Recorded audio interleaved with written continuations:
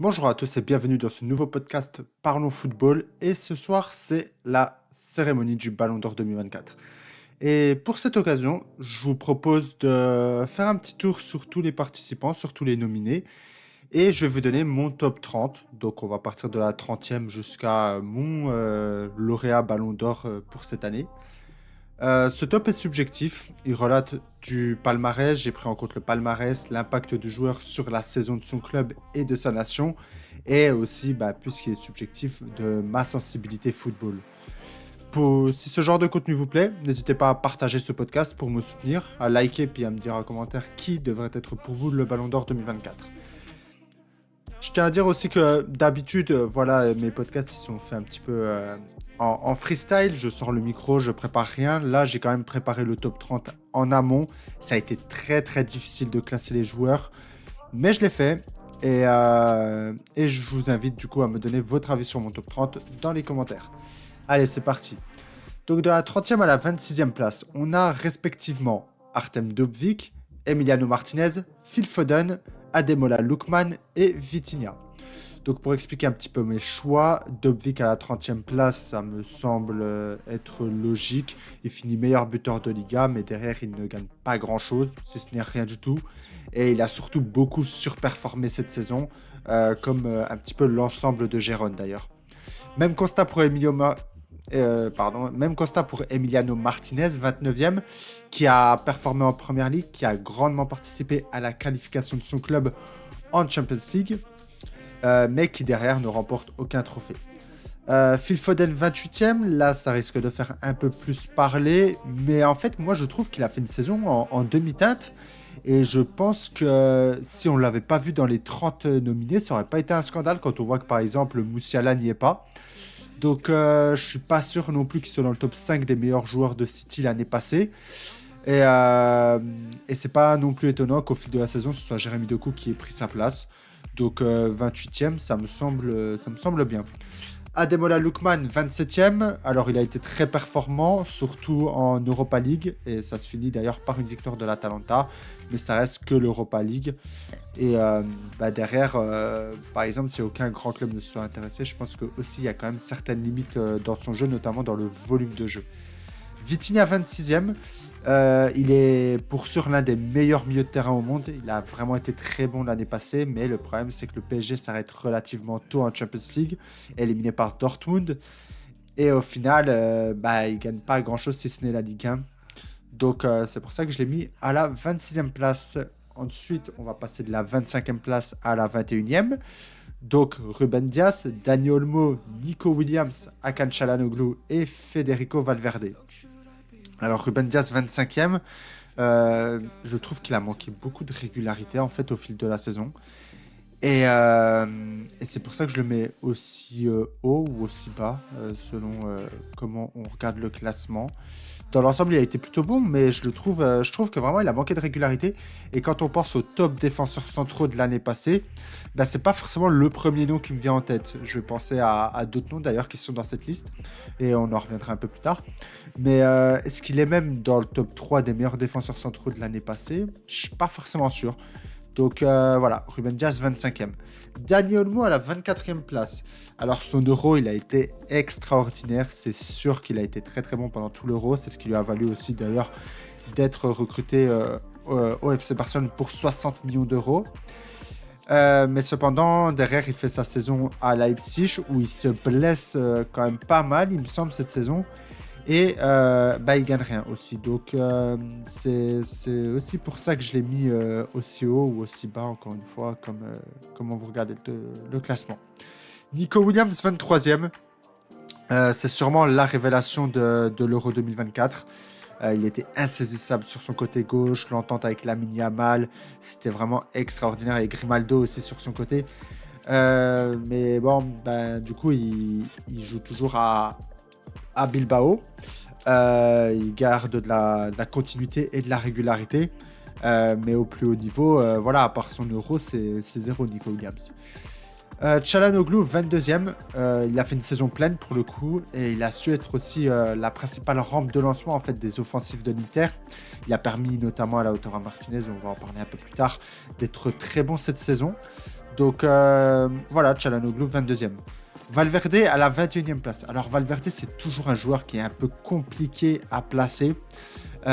Déjà parce que quand on pense au milieu de terrain de l'année dernière du Real Madrid, c'est pas forcément le premier nom qui nous vient en tête. Voilà, on va peut-être penser plus à des mecs comme Toni Kroos, comme Bellingham.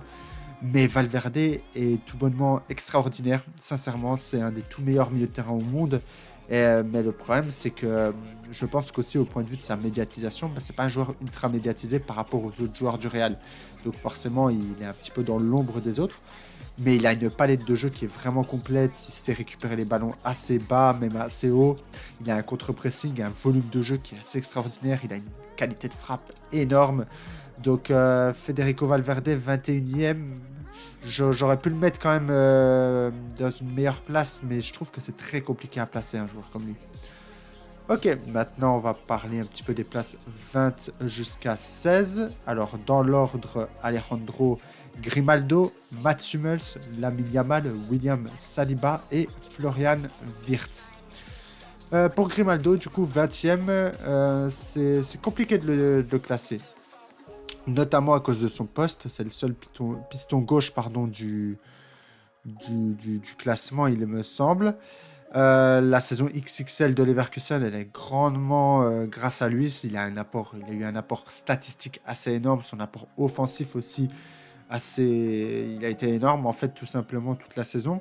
Il a eu une entente avec Florian Wirtz qui a permis justement à Leverkusen d'être très précis, très juste techniquement en attaque.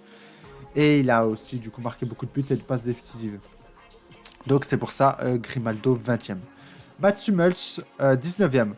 Alors pour moi il a sûrement été l'un, si ce n'est le meilleur défenseur central de Ligue des Champions l'année passée. Son match contre le PSG c'est XXL. Même le match contre l'Atlético il a été vraiment énorme. Mais ce qui pêche un peu dans la balance c'est qu'il n'a pas pu participer à l'Euro. Et qu'il n'a pas non plus remporté du coup de trophée avec Dortmund. C'est vrai que Dortmund, ça a été, mis à part la saison XXL en Ligue des Champions, Dortmund, c'était quand même assez compliqué à côté. Et il y a quand même une grosse différence entre le Dortmund de Bundesliga et le Dortmund de Ligue des Champions. Et Mats Hummels, du coup, est un petit peu représentant de ça, en fait, finalement. Lamine Yamal 18e. Là aussi, c'est peut-être qu'il mériterait d'être plus haut dans le classement. Mais c'est vrai que vu que c'est aussi un jeune joueur qui démarre sa carrière, j'ai du mal à le mettre un peu plus haut. Mais par contre, sa saison avec le FC Barcelone, puis son Euro, c'est extraordinaire, sincèrement. On a l'émergence d'un futur très grand joueur. Et voilà, on a un joueur très impactant, très rapide sur son côté et c'est très compliqué de le prendre en 1v1. Donc voilà, Lamine Yamal 18e. William Saliba 17e. Alors pour moi, il est actuellement le meilleur défenseur central au monde. Il a su mettre aussi tout le monde d'accord parce que c'est vrai que quand il revient à Arsenal après son prêt, il me semble, de Marseille, il n'est pas parti pour être titulaire finalement, il s'impose et avec la manière. En équipe de France, on a Didier Deschamps qui nous dit oui, bon, peut-être que Upamecano et Konaté, ça doit être devant lui, mais en troisième défenseur central, il joue bien son rôle. Au final, il s'impose, il éclipse, c'est surtout Konaté, il me semble, qui a payé les frais de ça. Donc, ouais, non, franchement, ce William Saliba, c'est très très fort. Il s'est imposé partout et avec la classe, il parle pas, juste, il joue très très bien, il joue très très juste. Il est très compliqué à prendre dans la profondeur, très compliqué à prendre en 1v1. Donc, ouais, non, c'est vraiment un monstre. Florian Wirtz, 16e. Alors, Florian Wirtz, pour le coup, je trouve que son Euro, il a été vraiment en demi-teinte, mais qu'il a fait une très bonne saison avec Leverkusen. Donc c'est vrai que quand on fait la balance des deux, au final, il aurait pu être plus haut, mais je trouve que ouais, son Euro, il était pas forcément très bon. Mais en Bundesliga, il était vraiment intenable. C'était lui qui était le meneur de jeu de Leverkusen, hein, donc c'est lui qui a permis de dicter le tempo des offensives de l'équipe.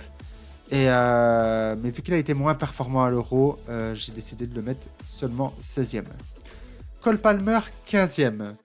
Alors, ouais, Cole Palmer, il ne gagne rien, mais faut quand même voir à quel point il est bon, en fait, sur le terrain. Quand on regarde Chelsea l'année dernière, réussir à mettre ce Chelsea-là en Europa League Conférence, c'est quand même exceptionnel. Et c'est presque que sur lui que ça a joué, hein, parce que Cole Palmer, s'il n'est pas là, je pense que Chelsea, c'est deuxième moitié de classement, et je suis peut-être gentil en disant ça. Cole Palmer, c'est quand même un joueur qui a réussi à surperformer dans une équipe cataclysmique. C'est un joueur qui n'avait aucune confiance de son coach en sélection. Voilà, il était sur le banc pendant tout le long. Ce qui a d'ailleurs surpris tout le monde parce que dès qu'il rentrait, il était bon. Dès qu'il marquait souvent aussi, hein. Quand on regarde son but dans le match pour la troisième place, il me semble, c'est lui qui marque. Ou c'est en finale? C'est peut-être plutôt en finale. Je me souviens plus de la finale, waouh. Ça devait être plutôt en finale. Mais en tout cas, Cole Palmer, il rentre, il marque. Il rentre, il est décisif. Il rentre, il ne parle pas. Et surtout, c'est ça en fait. Malgré son traitement un petit peu injuste, il aurait pu émettre des doutes, notamment vers la presse et tout. Non, c'est un joueur, il ne parle pas. C'est un joueur, il joue. Et Cole Palmer, très clairement, je pense que lui aussi, il va peut-être subir un déficit de charisme en fait pour le Ballon d'Or. On sait aussi que ça joue quoi, dans l'image marketing, l'image du joueur. Et c'est vrai que Cole Palmer, il va peut-être subir ça, mais footballistiquement parlant, il a clairement rien à envier aux meilleurs joueurs au monde actuellement. En 14e, j'ai décidé de mettre Saka. Donc, même problème que pour Palmer, il ne gagne rien.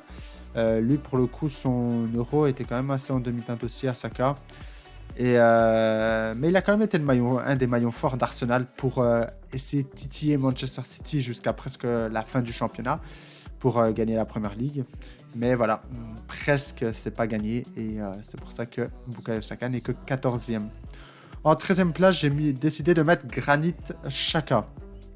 Granit Xhaka, il y a énormément de choses à dire sur ce joueur. Et aussi sur sa carrière et sa rédemption au plus haut niveau. Mais pour résumer, il a vraiment eu, je trouve, un volume de jeu qui a été énorme. Il récupère beaucoup de ballons, il se projette très vite, il marque des buts. Et que ce soit avec la Suisse à l'Euro ou même Leverkusen, il a clairement été l'un des meilleurs joueurs au monde en fait dans ces différentes équipes, si ce n'est le meilleur. Et clairement, le rôle de Xhaka, c'est exceptionnel. En 12e, j'ai décidé de mettre Antonio Rudiger. Défensivement, c'est vraiment un monstre. Et c'est pour ça que quand je vois qu'il y a Ruben Dias, par exemple, dans le classement et Rudiger, c'est plus à ce genre de joueur que je vais penser. Quand je vais penser aux meilleurs défenseurs centraux au monde.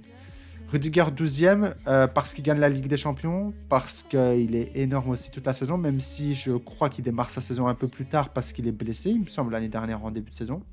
Il fait partie de la longue liste des joueurs de Real qui étaient blessés. Il est quand même devant Saliba pour en fait les trophées, le palmarès. Mais clairement, Antonio Rudiger, c'est l'un des tout meilleurs défenseurs centraux au monde. Très régulier, très bon, très physique. Et c'est aussi le genre de mec qu'il faut avoir dans un vestiaire pour mobiliser les troupes, pour vraiment les remettre dans le droit chemin. Donc, Antonio Rudiger, 12e. À la 11e place, j'ai mis Martin Odegaard. Donc voilà, je vais pas me répéter par rapport à Saka, mais le capitaine des Gunners, il a été très très bon, il a été très régulier, il gagne rien. Mais il a été aussi un acteur majeur d'Arsenal pour presque gagner du coup la Première Ligue. On va passer sur le top 10. Et cette fois-ci, je vais prendre les joueurs un par un. Parce que sinon, on ira peut-être un petit peu trop vite quelque part, je pense. Alors, pour le top 10, en 10e, j'ai mis Kylian Mbappé. Alors, Kylian Mbappé 10e, c'est vrai qu'on ne s'attend peut-être pas à le voir à ce rang-là. Mais il a toujours cet apport statistique énorme. Il remporte la Ligue 1, ça, il n'y a pas de souci. Mais il faut quand même admettre que dans le jeu, il a montré beaucoup de limites, je trouve, l'année dernière. Il y a beaucoup de courses qu'il ne fait plus. Il y a beaucoup d'appels en profondeur qu'il ne fait plus. Avec l'équipe de France pendant l'Euro, c'est assez triste, hein. C'est très compliqué. Il marque un but dans tout le tournoi sur penalty. Sinon, dès que l'équipe de France était moins bien, Kylian Mbappé il était un peu nulle part. Même s'il y a eu certains matchs où au final, c'est aussi parce que l'équipe adverse avait très bien préparé le match et avait mis beaucoup de joueurs sur lui. Mais en fait, c'est plus le Kylian Mbappé qu'on voyait il y a 2-3 ans qui survolait un petit peu chaque match tellement il était bon, qui faisait ses appels en profondeur, qui pouvait aussi décrocher. Maintenant, il essaie d'avoir un rôle un peu hybride, je trouve, en tout cas en équipe de France, d'avoir un peu un rôle de numéro 10, mais c'est pas son rôle en fait. Et clairement, là, il est un petit peu bridé parce qu'il joue aussi en numéro 9, notamment en équipe de France. Mais encore une fois, c'est pas son rôle. Mais Mbappé, je trouve que c'est très difficile parce qu'il n'arrive pas à s'adapter aux différentes consignes que ses nouveaux coachs lui donnent. Et en même temps, j'ai l'impression qu'il a envie aussi de jouer autrement.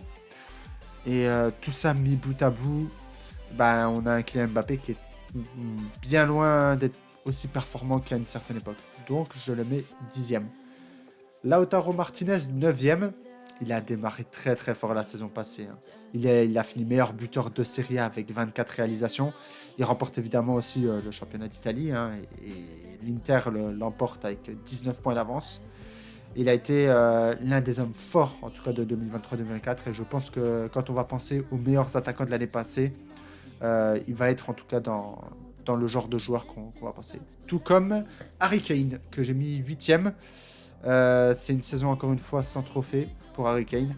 Mais encore une fois, il a été tout simplement énorme en fait. Il a été très régulier, il a marqué beaucoup de buts, il a toujours ce style de jeu où il descend quand même pas mal. Il combine très bien alors qu'il est dans une nouvelle équipe avec des nouveaux joueurs. C'est un joueur de collectif, mais malheureusement, il n'arrive pas à gagner de trophée. Je pense que c'est juste ça qui manque en fait à Harry Kane pour être réellement respecté à sa juste valeur. Parce que si on parle juste en termes de football, Harry Kane est peut-être le meilleur neuf au monde et il est tout simplement incroyable. Mais il a du mal à gagner des trophées et bon, c'est devenu plus un même qu'autre chose maintenant à cause de ça. Ah oui, ce choix-là, j'ai mis Declan Rice en 7ème place. Ça fait peut-être un peu haut, je vous l'accorde. Mais très sincèrement, c'est un joueur que j'ai vraiment aimé regarder jouer l'année dernière. On voit aussi que Arsenal, quand Declan Rice il est pas là, ils ont du mal à trouver un équilibre en fait. Et Declan Rice, pour moi, en tout cas, il est dans le top 3 des meilleurs milieux de terrain au monde. Il a été exceptionnel, il sait absolument tout faire, il a un volume de jeu qui est conséquent et surtout, il a un sens du placement qui est assez énorme. Il a aussi un sens du marquage qui est très bon, il sait couper les lignes de passe, il fait énormément de récupération. Et je pense que c'est peut-être pas le meilleur joueur d'Arsenal, mais c'est peut-être le joueur le plus important d'Arsenal parce qu'il est le seul à avoir ce profil et ce rôle. Et quand il n'est pas là, bah, du coup, Arsenal, c'est un peu plus difficile. En 6ème place, j'ai mis Erling Haaland. Il a encore fait une saison XXL en termes de statistiques, de palmarès. Il gagne la première ligue. Erling Haaland, c'est beaucoup de buts, encore une fois. Mais bon, en termes de football, je pense qu'il y a encore beaucoup de choses à faire. C'est pour ça que je ne le mets pas forcément plus haut. Ma sensibilité foot, elle ne va pas réellement pour ce genre de joueur. Mais il faut quand même admettre qu'il a encore fait une saison extraordinaire. Et que, encore une fois, il est parti aussi cette saison pour continuer dans sa lancée. Ensuite, le top 5. Et le top 5, ça va devenir très intéressant. Parce qu'il y a pas mal de joueurs du Real Madrid, comme vous vous en doutez du coup. En 5ème place, j'ai mis Toni Kroos. Ça a été sa dernière saison. On l'a pris un petit peu par surprise avant l'Euro. Et elle se finit sur une polémique avec la main non sifflée pendant le match Allemagne-Espagne. Mais le milieu de terrain allemand, il a montré qu'il peut encore jouer au très haut niveau. C'est pas un joueur avec énormément de volume à proprement parler, mais c'est un joueur qui a un sens du placement et un sens de la passe. Il peut créer une offensive à partir de pas grand-chose. Il peut aller trouver un ailier qui prend la profondeur en trouvant des lignes de passe au milieu des adversaires. Et en fait, un profil comme ça, on en a une fois toutes les générations. Et là, pour le moment, on n'en voit plus trop des joueurs comme ça. C'est un joueur qui a réussi aussi à combler certaines limites qu'il a. Tu vois, c'est pas un joueur très physique, c'est pas un joueur très costaud, c'est pas un joueur très rapide. Mais tout ça, il le comble parfaitement à merveille. Et c'est pour ça que j'ai décidé de mettre Toni Kroos 5e. Je regrette juste qu'il ne gagne pas l'Euro avec l'Allemagne, parce que je pense que ça aurait été un magnifique clap de fin. Jude Bellingham, 4e. Il a excellé dans ce rôle un petit peu hybride. Il a joué numéro 10, numéro 9. Quand Rosselló rentrait, il redescendait numéro 8 par moment. Donc il a joué à plusieurs postes. Il a goûté aux caméras, hein, parce que clairement, c'est devenu une superstar mondiale. Il a comblé en fait le manque d'attaquants de pointe du Real Madrid par son positionnement et son apport statistique. Sa fin de... Excusez-moi. Sa fin de saison était un peu plus calme, mais on ne peut pas ignorer que voilà, dans l'ensemble, il a été excellent et je pense que le top 5 est largement mérité pour Jude Bellingham. En 3e, j'ai décidé de mettre Dani Carvajal. Alors, c'est un défenseur, donc c'est encore une fois, il va avoir un déficit d'image par rapport à un attaquant ou un milieu de terrain. Mais voilà, il a encore montré que c'était le patron des arrières droits l'année dernière. Il a été excellent, on rajoute un petit peu de vis à son style de jeu et puis on a un joueur qui est capable réellement de tout faire. Il reste incontournable au Real, en Espagne, ça fait des années qu'il est là et on dirait que bon, avant cette grave blessure, il ne comptait pas bouger.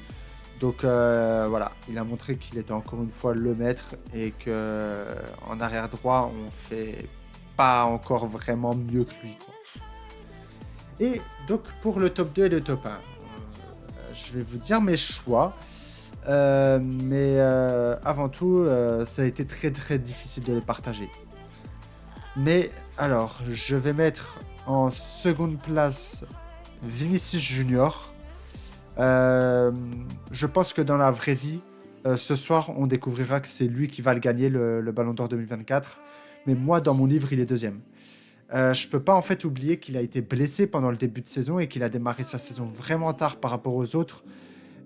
Après voilà, en Ligue des Champions, il a été le boss à chaque match, hein, vraiment, il a été exceptionnel, il a été décisif, il a fait les courses qu'il faut, le pressing qu'il faut, il joue pour l'équipe et en même temps il sait être égoïste quand il le faut. Mais voilà, c'est très difficile, mais il a été ultra régulier et je pense que au point de vue de la concurrence de cette année, même s'il gagne le Ballon d'Or, ça sera mérité, quoi. Et vous l'aurez compris, du coup, moi, mon lauréat Ballon d'Or 2024, ça sera Rodri de Manchester City. Il a un poste défensif, donc encore une fois, il a un déficit de marketing. C'est pas impossible même que ce soir on découvre que Rodri soit 3e, Jude Bellingham 2e et puis Vinicius 1er, hein. Mais en tout cas pour moi, Rodri aurait mérité de le remporter le Ballon d'Or 2024. Son volume de jeu, c'est un joueur aussi qui a un certain style qu'on reconnaît. Voilà, le maillot dans le short, il n'y en a pas beaucoup qui l'ont. Et puis, c'est quelque chose qui est devenu assez viral quand même vers les fans de football. Il est ultra polyvalent dans son rôle. Il est incontournable à Manchester City. Il est incontournable en Espagne. Il a gagné l'Euro, il a gagné la Première Ligue. Et il a gagné ses trophées en étant un des éléments majeurs, si ce n'est l'élément majeur. Il a marqué aussi beaucoup de buts. Il a une dizaine de buts en tant que milieu défensif. Il est capable aussi de venir combler les trous qui sont laissés par ses coéquipiers, notamment lors des transitions attaque-défense. Il est excellent dans le contre-pressing, dans la récupération, enfin bref. Je pourrais en parler pendant des heures et des heures. Mais voilà, ce qu'il faut savoir, c'est que Rodri a vraiment été le meilleur milieu de terrain défensif, en tout cas l'année dernière. Pour moi, il est Ballon d'Or. Même si je pense que ce soir, malheureusement, on découvrira que ce ne sera pas lui. Mais par rapport à tout ce qu'il peut faire, par rapport à tout ce qu'il a fait la saison dernière, pour moi, Rodri est le Ballon d'Or 2024. Voilà, en tout cas, j'espère que ce podcast vous aura plu. J'espère que j'aurais pas été trop long dans mes explications. Si vous voulez que je débatte un petit peu plus sur certains joueurs, n'hésitez pas à me dire qui en commentaire. Donnez-moi du coup votre lauréat Ballon d'Or 2024 pour vous, qui devrait le gagner. Et j'espère qu'on suivra tous cette cérémonie ce soir, en espérant qu'on puisse avoir de belles surprises, parce que c'est vrai que maintenant on voit un peu plus qui va le gagner en amont, donc c'est difficile. Mais en tout cas, ça a été très difficile de classer ces 30 joueurs, mais ça a été un vrai plaisir de le faire. Et j'espère que ça vous aura plu. Si vous aimez ce genre de contenu foot, n'hésitez pas à vous abonner. Et si vous voulez que je parle d'un sujet ou d'une équipe en particulier, dites-le moi en commentaire. En tout cas, je vous remercie pour votre écoute, je vous remercie pour votre temps et je vous souhaite à tous une excellente journée. Au revoir tout le monde.